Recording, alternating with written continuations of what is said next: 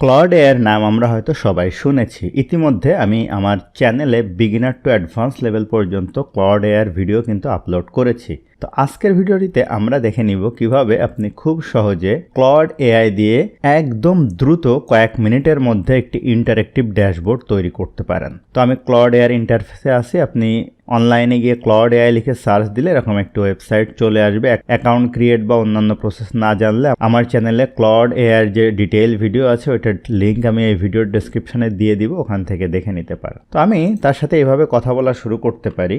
আমি আমার একটি এক্সেল ফাইল আপলোড করে ফুল ইন্টারেক্টিভ ড্যাশবোর্ড বানাতে চাই, যেখানে filter, bar chart, donut chart, card, slider থাকবে।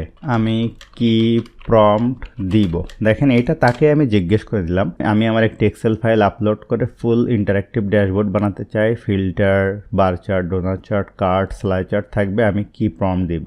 দেখেন সে এখন আমাকে কি বলে। আচ্ছা, সে আমাকে দেখেন একটা প্রম্পট দিল যে প্রথমে তুমি আপলোড করো, করে নিচের প্রম্পটটা দাও, দ্বিতীয় ধাপে এটা করো, এবং টিপস বলতেছে যে চার্ট, জেআর বা ডিএস ব্যবহার করো, সুন্দর চার্টের জন্য ডার্ক থিম, লাইট থিম করো, ডিজাইনের জন্য। এখন আমি তাকে বলি যে ডার্ক থিম সহ তুমি ফাইনাল প্রম্পট দাও।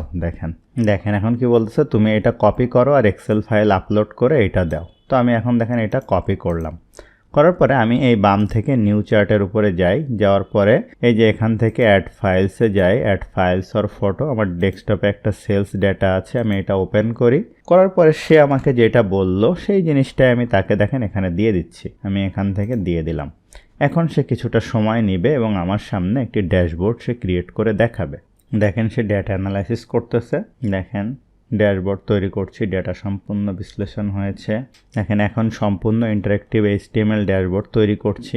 বলে রাখা ভালো, আমার কিন্তু মাইক্রোসফট এক্সেল, ওয়ার্ড এবং পাওয়ার পয়েন্ট বিগিনার থেকে অ্যাডভান্স লেভেল পর্যন্ত পেইড প্রিমিয়াম কোর্স রয়েছে।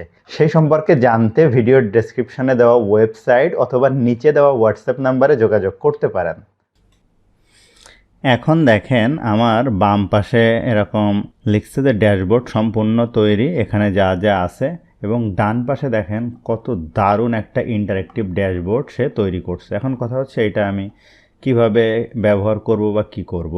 দেখেন এখানে একটা অপশন আছে ডাউনলোড। আমি ডাউনলোডের উপরে যদি ক্লিক করি তাহলে এই যে দেখেন এখানে সেলস ড্যাশবোর্ডের এইচটিএমএল ফাইল ওপেন হবে। এখন এই ফাইলটা আপনি যে কারোর সাথে শেয়ার করতে পারেন।